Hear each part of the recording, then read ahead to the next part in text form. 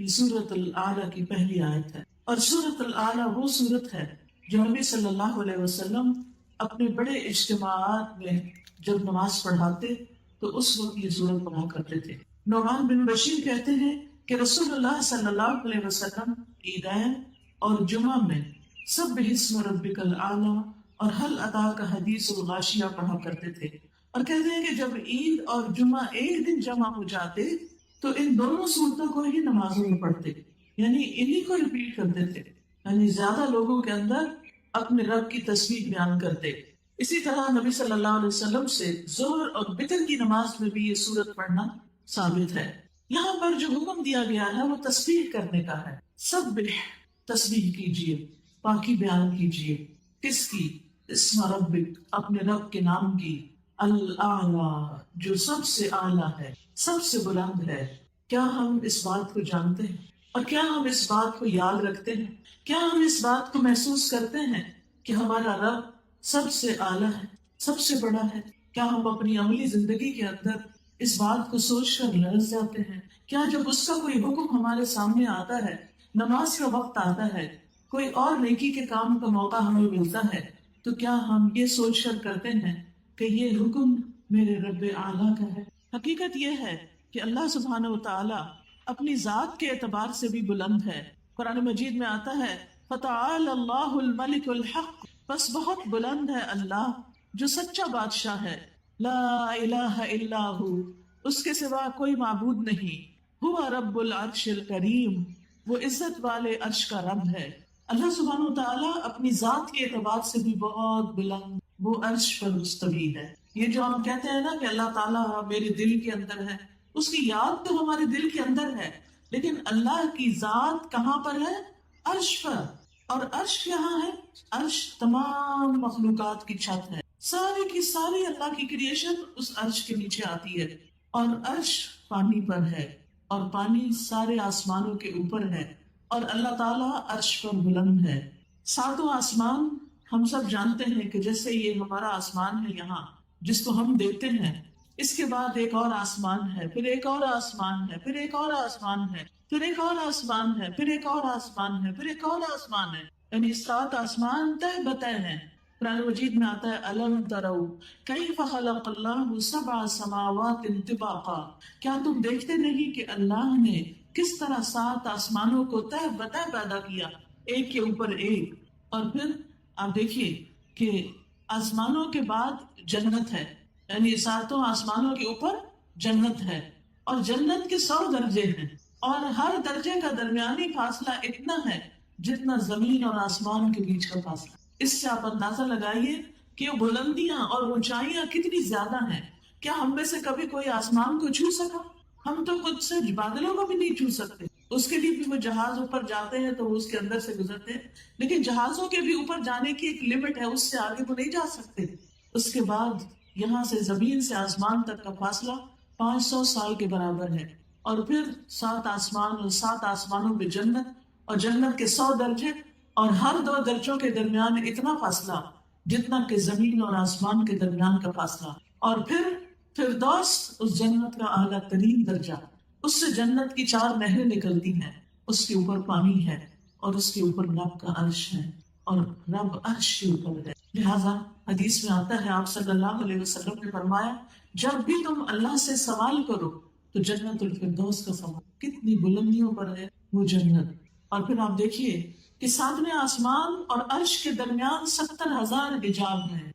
قربناہ النجیہ کے بارے میں مجاہد مفسر ہیں، وہ کہتے ہیں 7ویں آسمان اور عرش کے درمیان 70,000 پردے ہیں، اور اللہ تعالیٰ موسیٰ علیہ السلام کو قریب کرتے رہے یہاں تک کہ دونوں کے درمیان ایک پردہ رہ گیا۔ جب اس جگہ کو دیکھا اور لوح محفوظ پر لکھنے والے قلم کی آواز سنی تو موسیٰ علیہ السلام کا شوق بڑھ گیا، کہنے لگے ربی ارنی انظر الیک، اے میرے رب تو مجھے اپنا آپ دکھا، میں تجھے دیکھنا چاہتا ہوں۔ لیکن اللہ سبحانہ تعالیٰ نے کیا فرمایا کہ لن ترانی، تو مجھے ہرگز نہیں دیکھ سکتے۔ دنیا میں تو ہم نہیں دیکھ سکتے، پیغمبر بھی نہیں دیکھ سکے، لیکن قیامت کے دن اللہ سبحانہ تعالیٰ اپنے خاص بندوں کو اپنا دیدار کروائے گا۔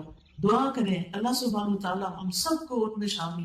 یاد رکھیے کہ 7ویں آسمان پر بیت المعمور بھی ہے، جس میں روزانہ 70,000 فرشتے عبادت کرتے ہیں، اور کسی بھی فرشتے کی باری دوبارہ نہیں آئے گی، ایک دفعہ بس اس کو موقع ملتا ہے۔ ہم تو خوش قسمت ہیں کہ ہم کئی دفعہ کعبہ جا سکتے اور وہاں طواف کر سکتے ہیں، لیکن فرشتے اتنی کثرت سے اللہ کی عبادت کر رہے ہیں کہ وہاں پر کوئی بھی فرشتہ جو ایک دفعہ اس گھر میں گیا دوبارہ اندر داخل نہیں ہو سکتا۔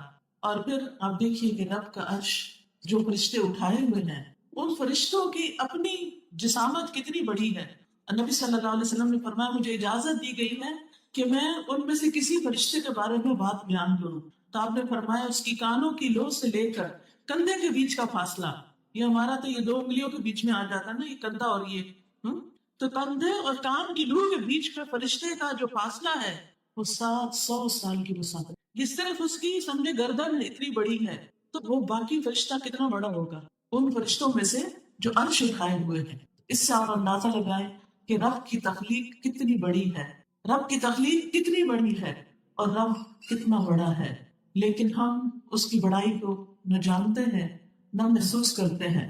اور آپ جانتے ہیں کہ جو عرش ہے اس کے سامنے کرسی ایک چھلے کی طرح ہے، اور کرسی کے سامنے ساتوں آسمان اور زمین جو ہے وہ ایک چھوٹی سی مدری کی طرح ہے۔ بہرحال یاد رکھیے اللہ بہت اوپر۔ جب بچوں کو بھی بتایا نا، جب وہ پوچھتے ہیں اللہ تعالیٰ کہاں ہے تو انہیں بتایا کریں اللہ تعالیٰ اوپر، اللہ تعالیٰ عرش پر۔ آپ دیکھیں کہ ہم سب کے دل میں جب اللہ کا خیال آتا ہے تو کیا آتا ہے کہ اللہ اوپر ہے۔ یہ جو ہم کہتے ہیں نا پتے پتے اور ڈالی ڈالی میں اللہ ہے، اللہ یہاں نہیں ہے۔ اللہ سبحانہ و تعالیٰ اپنی ذات کے اعتبار سے عرش پر ہے، پھر اپنی صفات کے اعتبار سے بھی اللہ تعالیٰ بہت بلند ہے، ہر نقص اور عیب سے پاک ہے۔ قرآن مجید میں آتا ہے سبحانہ و تعالی عما یقولون علوا کبیرا، کہ اللہ صاحب عرش وہ پاک ہے ان باتوں سے بہت بلند و برتر ہے جو یہ لوگ کہتے ہیں، یعنی اللہ کے ساتھ کسی اور کو شریک ٹھہراتے ہیں، بتوں کو شریک ٹھہراتے ہیں، یا انسانوں کو اس کے برابر قرار دیتے ہیں، یا فرشتوں کو خدا کی بیٹیاں قرار دیتے ہیں۔ یہ سب لوگوں کی من گھڑت باتیں ہیں، وہ ان سب چیزوں سے بہت بلند ہے، ہر کمزوری سے پاک ہے ہمارا رب۔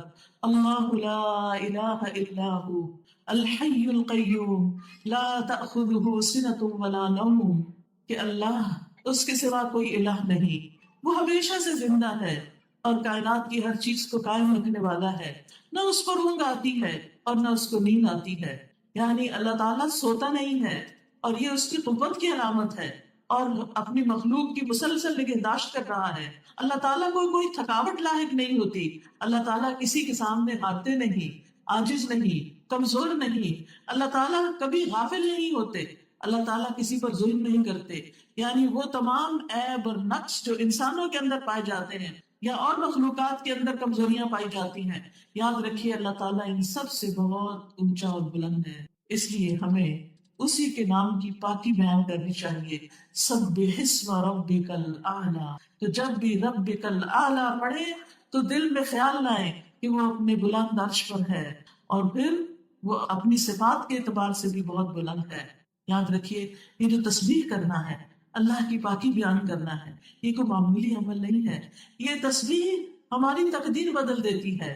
تسبیح جو ہے یہ بہت غموں کا علاج ہے، دکھوں کا علاج ہے، پریشانیوں کا حل ہے، کہ جب انسان اپنی زبان سے یہ کہتا ہے کہ میرا رب پاک ہے، اس کا ہر فیصلہ صحیح ہے، وہ کسی پہ ظلم نہیں کرتا، اس کا نام پاک ہے، اس کی ذات پاک ہے، اس کے افعال پاک ہیں، وہ ہر نقص سے پاک ہے، تو اس سے انسان اللہ سبحانہ تعالیٰ کو راضی کرتا ہے، اللہ کو خوش کرتا ہے۔ کسی کا کہنا ہے میں نے قرآن میں تسبیح کو تلاش کیا تو مجھے حیرت ناک چیز کا احساس ہوا، بہت عجیب بات دیکھی میں نے کہ تسبیح سے تو تقدیر بھی بدل جاتی ہے، جیسا کہ یونس علیہ السلام کے واقعے میں ہے۔ اللہ تعالیٰ فرماتے ہیں فَلَوْلَا أَنَّهُ كَانَ مِنَ الْمُسَبِّحِينَ لَلَبِثَ فِي بَطْنِهِ إِلَى يَوْمِ يُبْعَثُونَ، اگر یہ بات نہ ہوتی کہ بے شک وہ تسبیح کرنے والوں میں سے تھا تو یقیناً اس کے پیٹ میں یعنی مچھلی کے پیٹ میں اس دن تک رہتا جس میں لوگ اٹھائے جائیں۔ یعنی یونس علیہ السلام کو اللہ نے تکلیف سے نجات کیوں دی؟ کیونکہ انہوں نے کیا پڑھا تھا؟ تسبیح پڑھی تھی۔ کون سی تسبیح؟ لا الہ الا انت سبحانک انی کنت من الظالمین۔ اللہ تعالیٰ فرماتے ہیں اگر وہ یہ تسبیح نہ پڑھتے تو مچھلی کے پیٹ میں ہی رہتے۔ اس تسبیح کی وجہ سے وہ مشکل سے نکل آئے۔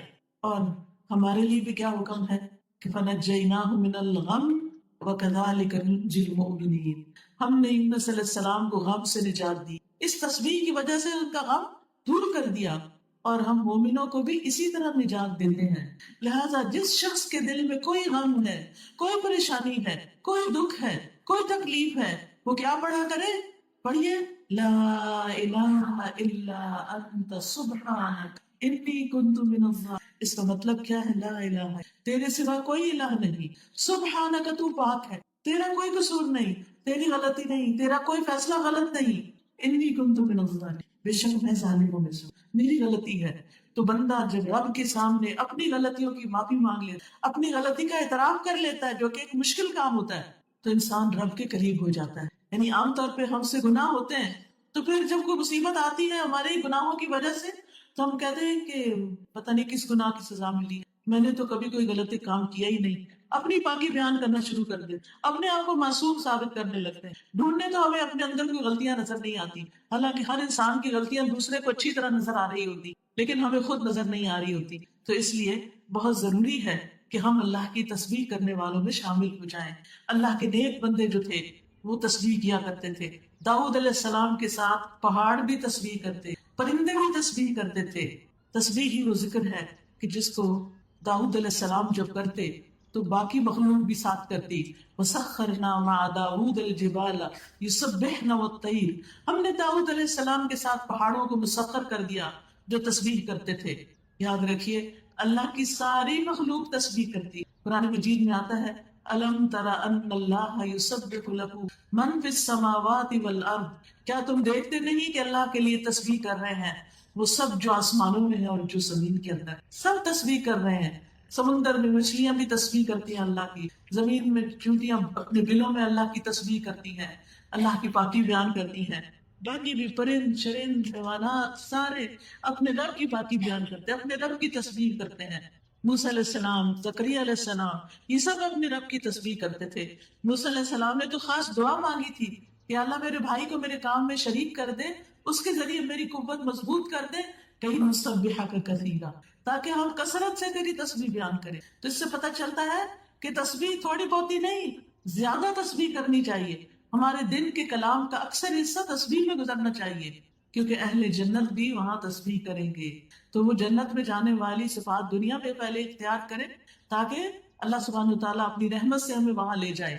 وہاں دعواہم فیہا سبحانک اللہم وتحیتہم فیہا سلام، ان کی دعا اس میں ہوگی سبحانک اللہم، پاک ہے تو اے اللہ، اور ان کی آپس کی دعا سلام ہوگا، یعنی ایک دوسرے کو سلام کریں گے اور رب کی تسبیح بیان کریں گے۔ آسمان و زمین کی ہر چیز اللہ کی تسبیح کرتی ہے، کیونکہ تمام مخلوق کے رزق کی کنجی بھی تسبیح ہے۔ اللہ کے نبی نوح علیہ السلام کی وفات کا وقت جب آیا تو انہوں نے اپنے بیٹے سے فرمایا کہ میں تمہیں ایک وصیت کر رہا ہوں، سبحان اللہ و بحمدہ کا ورد کرتے رہنا، کیونکہ یہ ہر چیز کی نماز ہے اور اسی کے ذریعے مخلوق کو رزق ملتا ہے۔ لہٰذا وہ بہنیں جو رزق کی تنگی کا شکار ہیں یا اس کے لیے پریشان ہوتی ہیں، یا کسی کا بھی کاروبار کا کوئی مسئلہ ہے، یا جاب کا کوئی مسئلہ ہے، یا گھر میں پیسے کی تنگی ہے، یا برکت نہیں ہے، تو تسبیح کی کثرت کر دیں، اللہ تعالیٰ فراوانی عطا کرے گا۔ پھر آپ دیکھیے حاملین عرش فرشتے جو ہیں، فرشتے جو عرش اٹھائے ہوئے ہیں، وہ بھی تسبیح بیان کرتے ہیں۔ الذین یحملون العرش ومن حولہ یسبحون بحمد ربہم، جو فرشتے عرش اٹھائے ہوئے ہیں اور جو اس کے ارد گرد ہیں، چاروں طرف ہیں، وہ سب اپنے رب کی حمد کے ساتھ اس کی تسبیح بیان کرتے ہیں۔ وَتَرَى الْمَلَائِكَةَ حَافِّينَ مِنْ حَوْلِ الْعَرْشِ يُسَبِّحُونَ بِحَمْدِ رَبِّهِمْ، آپ دیکھیں گے کہ فرشتے عرش کے گرد حلقہ بنائے ہوئے اپنے پروردگار کی تعریف کے ساتھ تسبیح کر رہے ہیں۔ تو ہم سب کو بھی کیا کرنا چاہیے؟ تسبیح کرنی چاہیے۔ نبی صلی اللہ علیہ وسلم کثرت کے ساتھ سبحان اللہ و بحمدہ، استغفر اللہ و اتوب الیہ پڑھا کر، اور بہترین کلام وہ ہے کہ جس میں اللہ کی تسبیح بیان کی جائے۔ بے شک اللہ کو سب سے محبوب کلام یہ ہے کہ بندہ کہے سبحانک اللہم و بحمدک و تبارک اسمک و تعالی جدک و لا الہ غیرک۔ تو جب انسان تسبیح کرتا ہے تو اللہ کے ہاں قربت پاتا ہے، فضیلت پانے کا آسان راستہ ہے۔ رسول اللہ صلی اللہ علیہ وسلم نے فرمایا تم لوگ اللہ کی عظمت کا جو ذکر کرتے ہو، یعنی تسبیح، تحلیل اور تحمید، وہ عرش کے ارد گرد چکر لگاتے ہیں۔ اور ان کلمات کی بنبناہٹ ہوتی ہے جیسے شہد کی مکھیوں کی بنبناہٹ. یعنی ہم جب تسبیح پڑھتے ہیں تو یہ کہاں پہنچ جاتی ہے؟ عرش کے پاس پہنچ جاتی ہے، اور وہاں یہ کلمات اپنے ذکر کرنے والے کی اللہ کے ہاں یاد دلاتے ہیں. کیا تم میں سے کوئی یہ نہیں چاہتا کہ اس کے لیے کوئی ایسا ہو جو ہمیشہ اللہ کے ہاں اس کی یاد دلاتا ہے؟ یعنی وہ یاد دلاتا ہے کہ تیرا ایک بندہ ہے جو تیری تسبیح کر. تو فضول باتوں، فالتو باتوں، ان باتوں سے جن سے جھگڑے فساد ہوتے ہیں، ان سے بہتر کیا ہے کہ انسان اللہ کی تسبیح بیان کرے. پھر یاد رکھیے تسبیح جو ہے وہ دل کی تنگی اور دل کی گھٹن کا علاج ہے. جب آپ کا سینہ گھٹ رہا ہو، جب آپ بلا وجہ اداس ہو رہے ہو، جب آپ کی روح بے چین ہو رہی ہو، تسبیح شروع کر. سبحان اللہ، سبحان اللہ لا الہ الا انت انی. آپ دیکھیں گے کہ آپ کا دل قرار پکڑ، آپ کے اوپر سے بوجھ ہٹ جائے. اور خاص طور پر جب لوگ آپ پہ باتیں بنائیں. ہوتا ہے نا کہ ہر وقت انسان کو لوگوں کا ڈر ہوتا ہے، اچھا کھانا اچھا نہیں بنا لوگ باتیں بنائیں گے، میں نے اس شادی میں کپڑے پرانے پہن لیے لوگ باتیں بنائیں گے، میں نے اپنی بہو کو یہ نہیں دیا تو لوگ باتیں ہر وقت ہمیں لوگوں کی باتوں کا ڈر ہوتا ہے، جس کی وجہ سے ہم اللہ کی فرما برداری نہیں کرتے، اللہ کی اطاعت نہیں کرتے، اللہ کے آگے جھکتے نہیں کہ لوگ کیا کہیں گے. تو اس کا علاج بھی کیا ہے کہ انسان اپنے رب کی تسبیح کرے. سبحان اللہ و بحمدہ، سبحان اللہ العظیم. رسول اللہ صلی اللہ علیہ وسلم نے جو شخص رات سے خوف کھائے، بعض اوقات ایسا ہوتا ہے نا سب بچوں کی شادی ہو جاتی، سب چلے جاتے ہیں، گھر خالی ہو جاتے ہیں، آپ اکیلے رہ جاتے ہیں، آپ کو رات کے وقت ڈر لگنے لگتا ہے. بہترین علاج ہے تسبیح. نبی صلی اللہ علیہ وسلم نے فرمایا جو رات سے خوف کھائے کہ وہ اسے پریشان کرے گی، یا مال خرچ کرنے سے بخل کرے، یعنی اس کو صدقہ کرنے کو دل نہیں چاہتا، یا دشمن سے مقابلہ کرنے سے ڈرے، تو اس کو اس قول کی کثرت کر دینی چاہیے سبحان اللہ و بحمدہ، کیونکہ یہ اللہ کے نزدیک سونے کا پہاڑ اللہ عز و جل کے راستے میں خرچ کرنے سے زیادہ محبوب ہے. یعنی اگر آپ کے پاس سونے کا پہاڑ ہو اور وہ آپ صدقہ کر دیں تو اس سے بہتر، اس سے زیادہ اجر آپ کما سکتے ہیں تسبیح کی کثرت کر. کیونکہ جس کے پاس ہے وہ تو خرچ کرے گا، وہ تو صدقہ کرے گا اور اجر کمائے گا.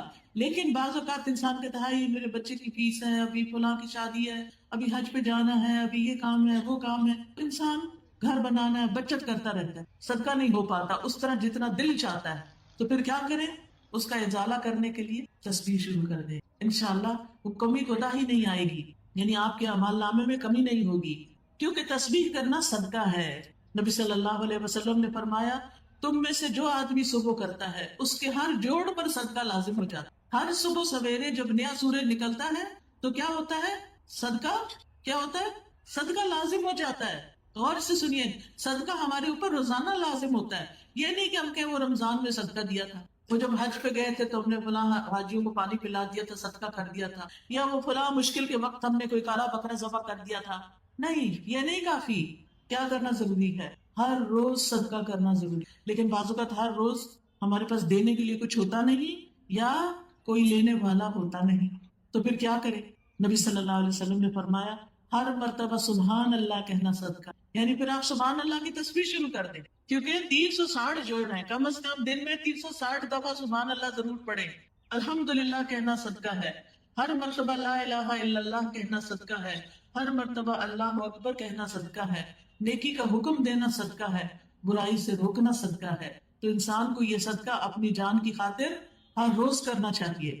اس سے انسان کی نیکیوں میں اضافہ ہوتا ہے، خطائیں معاف کر دی جاتی ہیں.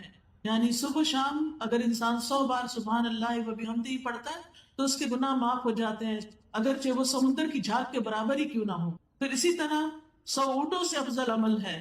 ایک بار تسبیح پڑھنے سے زمین و آسمان کے درمیان کی جگہ بھر جاتی. یہ زبان پر بڑے ہلکے کلمات ہیں، سبحان اللہ سبحان اللہ. دل بھی خوش ہو جاتا ہے، کیونکہ ہم عام طور پر سبحان اللہ کب کہتے ہیں؟ جب ہمارا دل خوش ہوتا ہے کسی چیز کو دیکھ کر یا اللہ کی کوئی بڑائی سامنے آتی ہے. خاص طور پر سبحان اللہ و بحمدہ سبحان اللہ العظیم، یہ دو کلمات ایسے ہیں کہ جو زبان پہ ہلکے ہیں، میزان میں بھاری ہیں.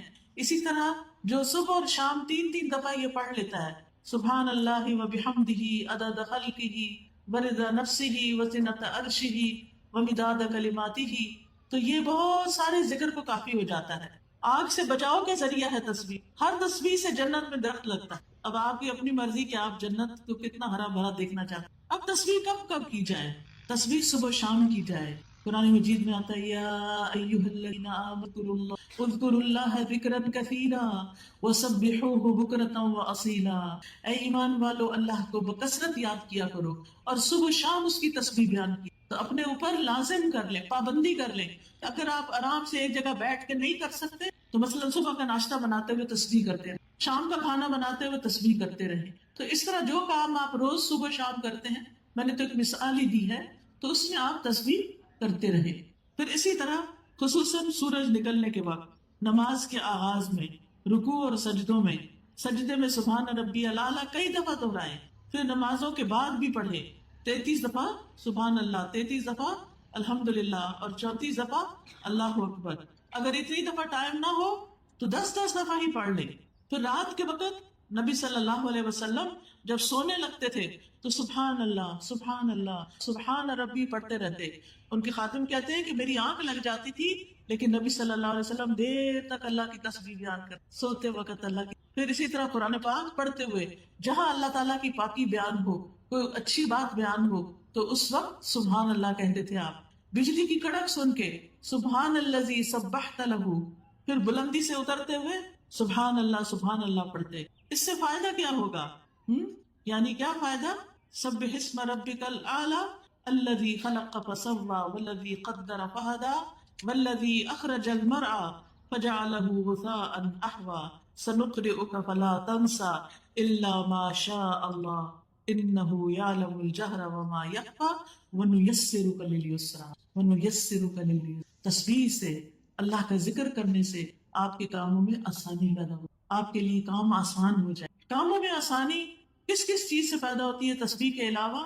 اللہ کے تقوی سے، اللہ کا ڈر آسانیاں پیدا کرتا ہے۔ قرآن مجید میں آتا ہے وَمَن يَتَّقِ اللَّهَ يَجْعَل لَّهُ مِنْ أَمْرِهِ يُسْرًا، جو اللہ سے ڈرتا ہے اللہ اس کے کام میں آسانی پیدا۔ اللہ کا ڈر اپنے اندر لائے۔ اللہ کا ڈر کیا ہوتا ہے؟ اللہ کا ڈر وہ چیز ہوتی ہے انسان کے اندر جس کی وجہ سے انسان اچھے کام شروع کر دیتا اور برے کاموں سے بچنے لگتا ہے۔ انسان سوچتا ہے میرے پاس یہ وقت ہے، میں کیوں ضائع کر رہا ہوں، میں کوئی اچھا نیک کام ہی کر لیتا ہوں، کسی کی خدمت کر دیتا ہوں، تسبیح پڑھ لیتا ہوں۔ اور وہ یہ کیوں کرتا ہے؟ صرف اللہ کے لیے کرتا ہے، کسی کو دکھانے کے لیے نہیں۔ پھر اسی طرح کاموں میں آسانی ہوتی ہے لوگوں پر خرچ کرنے سے، دوسروں پر خرچ کرنے سے۔ قرآن مجید میں آتا ہے فَأَمَّا مَنْ أَعْطَى وَاتَّقَى وَصَدَّقَ بِالْحُسْنَى فَسَنُيَسِّرُهُ لِلْيُسْرَى، پھر جس نے اللہ کی راہ میں مال دیا اور پرہیزگاری اختیار کی اور بھلی باتوں کی تصدیق کی تو ہم اسے آسان راستے پر چلنے کی سہولت دیں۔ جس سے کیا پتہ چلتا ہے؟ جو دیتا ہے، جو اللہ سے ڈرتا ہے اور سچی بات کو سچ مانتا ہے، قرآن کی بات کو سچ مانتا ہے، جو سچ مانتا ہے اس پر عمل کر لیتا ہے نا۔ پھر اسی طرح آسانیاں ہوتی ہیں جب انسان کسی کے لیے آسانی پیدا کرے، چھوٹی چھوٹی چیزوں میں۔ کوئی آپ کے ساتھ بیٹھا ہے، آپ کو پتا ہے کہ تنگ ہو رہا ہے، آپ اس کے لیے ذرا سی جگہ کھلی کر دیں۔ کسی کے راستے پہ کوئی چیز پڑی ہے اس کو ہٹا دیں، کسی کو کوئی بات سمجھ نہیں آئی اس کو سمجھا کے دہرا کے آسان کر دے اس کے لیے۔ تو جو شخص تنگ دست پر آسانی کرتا ہے اللہ سبحانہ وتعالیٰ اس کے لیے آسانیاں کرتا ہے۔ حدیث میں آتا ہے جس نے کسی مومن سے دنیا کی تکلیفوں میں سے کسی تکلیف کو دور کی، مثلا کسی کا قرضہ چکا دیا، کسی کو کوئی دوا لا دی، کوئی بیمار ہے تو اس کی بیمار کرسی کر لی، اللہ قیامت کے دن اس کی تکلیفوں میں سے کسی تکلیف کو دور کر۔ اور جس نے کسی تنگ دست پہ آسانی کر دی، یعنی اس کا ہاتھ تنگ ہے، اس نے اس کے لیے تھوڑے سے اس کی مدد کر دی کہ اس کا ہاتھ کھل جائے، اللہ اس پر دنیا اور آخرت میں آسانی کرے گا۔ جس نے کسی مسلمان کی پردہ پوشی کی، اس کا عیب چھپا لیا، اللہ اس کی دنیا اور آخرت میں پردہ پوشی کرے۔ اور اللہ تعالیٰ تب تک اس بندے کی مدد میں ہوتے ہیں جب تک وہ بندہ اپنے بھائی کی مدد میں لگا۔ آپ دوسروں کے کام بناتے رہیں، اللہ آپ دوسروں کی مدد کریں، دوسروں کے لیے آسانیاں پیدا کریں، اللہ آپ کے لیے آسانی، چیزوں کو مشکل نہ بنایا کریں، چیزوں کو آسان کیا کریں تاکہ لوگوں کی زندگی آسان ہو اور وہ تمہیں دعائیں دے۔ پھر دعا بھی کرنی چاہیے، رب اشرح لی صدری ویسر لی امری، اللہ میرے کاموں میں آسانی کر، رب اشرح لی صدری۔ پھر اگر کوئی مشکل آ جائے اللہم لا سہل الا جعلتہ سہلا وانت تجعل الحزن سہلا اذا شئت۔ کوئی بیمار ہے گھر میں، ابھی میں آ رہی تھی، ایک بچی نے بتایا کہ اس کی والدہ کا ایکسیڈنٹ ہو گیا، وہ قوموں میں چلی گئی، اللہ ان کے لیے آسانی کرے اور ان کو صحت عطا کرے۔ اللہ تعالیٰ باقی بھی آپ سب کی بھی زندگی میں جو مشکلات ہیں، بچوں کی طرف سے یا شوہر کی طرف سے ہیں یا مال کی طرف سے ہیں، جان کی، اپنی جان میں کوئی تکلیف ہے، اللہ آپ سب کے لیے بہت آسانیاں، لیکن اللہ سے آسانیاں مانگا کریں اور لوگوں کو آسانیاں دیا کریں۔ پھر فرمایا فذکر ان نفعت الذکرى سیذکر من یخشی ویتجنبها الاشقی. فذکر، پس آپ نصیحت کیجیے، ان نفعت الذکرى، اگر نصیحت کرنا فائدہ دے، یعنی جو نصیحت قبول کرنا چاہتا ہے اس کو آپ نصیحت کریں. سیذکر من یخشی، ضرور نصیحت پکڑے گا جو ڈرتا ہے. بار بار اللہ سے ڈرنے کی بات ہو رہی ہے، کیونکہ یہ تقوی ہی نیک اعمال کی بنیاد ہے. اللہ کا ڈر ہے جو بندوں کو سیدھا رکھتا ہے اور ٹیڑھا ہونے سے بچاتا ہے اور دوسروں کے اوپر ظلم زیادتی سے بچاتا ہے. وَيَتَجَنَّبُهَا الْأَشْقَى، اور بدبخت اس سے کنارہ کشی کر لے گا، وہ نصیحت قبول نہیں کرے گا. یاد رکھیے جب کوئی ہمیں نصیحت کرے اور ہم آگے سے بگڑے تو یہ بدبختی کی علامت، کیونکہ یہاں پر کیا فرما رہے اللہ تعالیٰ، وَيَتَجَنَّبُهَا الْأَشْقَى، جو سب سے بڑا بدبخت ہے وہ نصیحت سے منہ موڑ لے گا. ماں نصیحت کر رہی ہے بچی کو شرم و حیا کی، اچھا لباس پہننے کی، حجاب کرنے کی، اور بچی آگے سے بگڑنا شروع کر دے تو یہ خوش قسمتی کی بات نہیں ہے. ماں باپ کو ستانا بھی ہے اور اللہ کی نافرمانی کرنا بھی ہے اس میں. تو ایمان والوں کو کیا حکم ہے، وَذَكِّرْ فَإِنَّ الذِّكْرَىٰ تَنفَعُ الْمُؤْمِنِينَ، نصیحت مومنوں کو فائدہ دیتی ہے. اور حدیث میں آتا ہے مومن کو اس حال میں پیدا کیا گیا ہے کہ وہ آزمائش میں مبتلا ہونے والا، توبہ کرنے والا اور بھولنے والا ہوتا ہے. یعنی وہ لوگوں کے برے سلوک نہیں یاد رکھتا، جب اسے نصیحت کی جاتی ہے وہ نصیحت قبول کر لیتا، اس کو مائنڈ نہیں کرتا، دل پہ لگا کے بیٹھ نہیں جاتا. اور نصیحت کرنے کے لیے سب سے بہترین چیز قرآن ہے. فرمایا فذکر بالقرآن من یخاف، سو اس قرآن کے ساتھ اس شخص کو نصیحت کرو جو میرے عذاب کے بعد.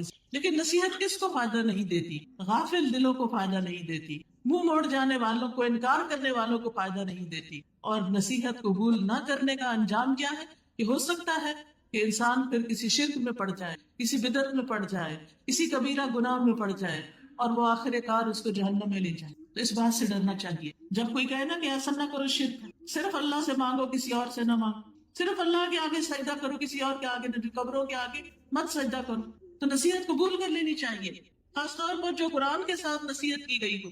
اسی طرح وہی اگر کہ ماں باپ کی بات مانا کرو، تو آپ کو پتا ہے نا کہ کبیرہ گناہوں میں اللہ کے ساتھ شرک کے بعد سب سے بڑا گناہ ماں باپ کو ستانا ہے، ماں باپ کی نافرمانی کا. تو پھر ایسے بدبختوں کے لیے کیا ہے، پھر ان کی اکڑ تو وہی اسی آگ میں جا کے ٹوٹے گی.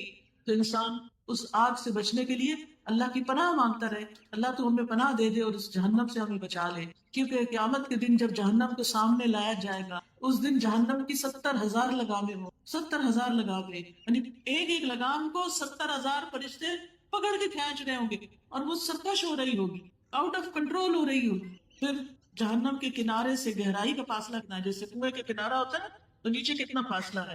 رسول اللہ صلی اللہ علیہ وسلم، مجھے اس ذات کی قسم جس کے ہاتھ میں میری جہنم کے کناروں اور اس کی گہرائی تک پہنچنے کی دوری اور مسافت اس قدر ہے کہ اتنی بھاری چٹان ہو جس کا وزن 7 حاملہ اونٹنیوں، ان کی چربی گوشت اور ان کی اولاد کے برابر، اگر اسے جہنم کی منڈیر سے نیچے گرایا جائے تو وہ اس کے پیندے تک 70 سال میں پہنچے. وہ پتھر 70 سال میں پہنچے، اتنا نیچے اندھیری جہنم، اتنا نکلے گا کون نکل سکتا. تو اس لیے انسان کو توبہ کرنی چاہیے، اللہ سے ڈرتے رہنا چاہیے اور اس آگ سے بچنے کی فکر کرنی چاہیے. قیامت کے دن سورج اور چاند دونوں دوزخ میں لپٹے ہوئے ہوں گے تاکہ اس کی گرمی کو اور بھڑکائے. پھر ایک ایک شرارہ جو ہے وہ ایک ایک محل کی طرح ہوگا، شرارہ صرف اس کا ایندھن انسان اور پتھر ہوں گے. ایک جہنمی کا سانس 1,00,000 لوگوں سے زیادہ کو جلا سکتا، اتنی سخت ہے اس کی گرمی. نبی صلی اللہ علیہ وسلم نے فرمایا اگر اس مسجد میں 1,00,000 یا زیادہ لوگ بیٹھے ہوں اور ان میں ایک جہنمی آدمی ہو اور وہ سانس لے لے اور اس کی سانس سب کو پہنچے تو اس کے اثر سے مسجد سمیت سارے لوگ جل جائیں. پھر یہ کہ جہنم کے صاحبان چاروں طرف ہو، جیسے مارکیٹ دیکھ لیں چاروں طرف، جہنم میں بھی چاروں طرف اس کے دیوانیں ہوگی اور اوپر بھی اور نیچے بھی، بچھونا بھی جہنم، اوڑھنا بھی جہنم. اور پھر اس جہنم کی خصوصیت کیا ہے کہ جب وہ دھیمی ہونے لگے گی اس کو اور بھڑکا دیا جائے، یعنی اس کی آگ ہلکی نہیں ہوگی. دنیا کی آگ نہیں ہوتی نا، جل جل کے ختم ہو جاتی. پھر فرمایا ثم لا يموت فيها، پھر وہ اس دن نہ مرے گا نہ جیے گا. جہنمی جہنم میں مر نہیں سکے. دنیا میں تو اگر کوئی زیادہ جل جائے تو مر جاتا ہے جل کے، لیکن اس میں سے کوئی بھی بچ نہ سکے گا، یعنی زندہ ہی زندہ رہے گا، وہ موت نہیں آئے گی اس کو. قد افلح من تزکا وذکر اسم ربہ فصلی، یقیناً کامیاب ہو گیا وہ پاکیزگی اختیار کی اور اپنے رب کا نام یاد کی، پھر نماز پڑھی. یعنی کامیابی کے لیے کیا ضروری ہے کہ انسان 3 کام کرے، اندر کا تزکیہ کرے، اپنے آپ کو برے خیالات سے بچائے اور اپنے رب کے نام کا ذکر کرے، اللہ سے دعا کرے اور نماز پڑھے. یہ کام جو